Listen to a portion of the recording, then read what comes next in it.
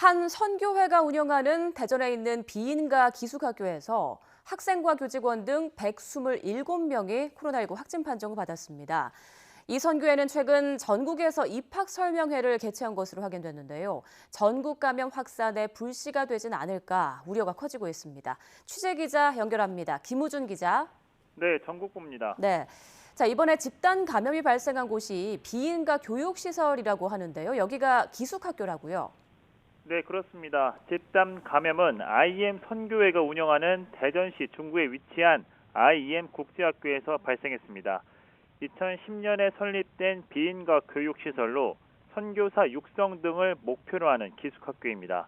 학생 122명과 교직원 37명 등 총 159명이 다니고 있었는데 이 학교 관계자 127명이 코로나19 양성 판정을 받은 겁니다. 학교 학생의 첫 확진 판정을 받은 것은 오늘입니다. 주말을 맞아 전남 순천과 경북 포항으로 간 학생 2명이 코로나19 검사 결과 양성이 나온 겁니다.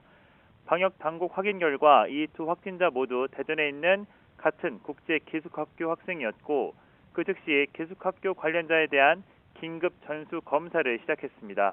그 결과 앞서 말씀드린 것처럼 첫 확진 판정을 받은 두 학생을 포함해 총 127명이 확진된 겁니다.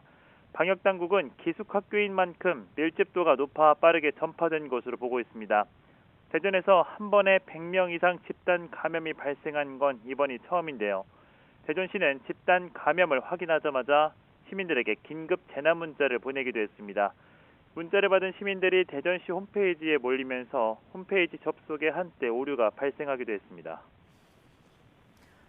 네, 그런데 해당 학교를 운영하는 IM 선교회에서 최근 전국 곳곳에서 입학 설명회를 개최했다고 하는데요. 이 내용도 전해주시죠. 네, 그렇습니다. IM 선교회 소속 관계자들은 최근 전국 곳곳에서 입학 설명회를 열었습니다.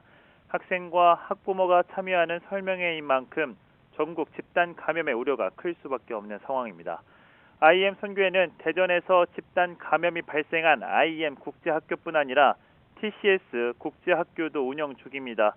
TCS 국제학교 역시 광주에서만 10여 명의 확진자가 발생했는데요. TCS 국제학교는 광주에서만 3곳을 포함해 서울, 부산, 인천 등 전국 15곳에서 운영되는 것으로 알려졌습니다. 방역당국은 IM 선교회가 선교단체 인터콥에 이어 전국 감염 확산에 또 다른 불씨가 되지 않을까 크게 긴장하고 있습니다. 지금까지 전국부에서 전해드렸습니다.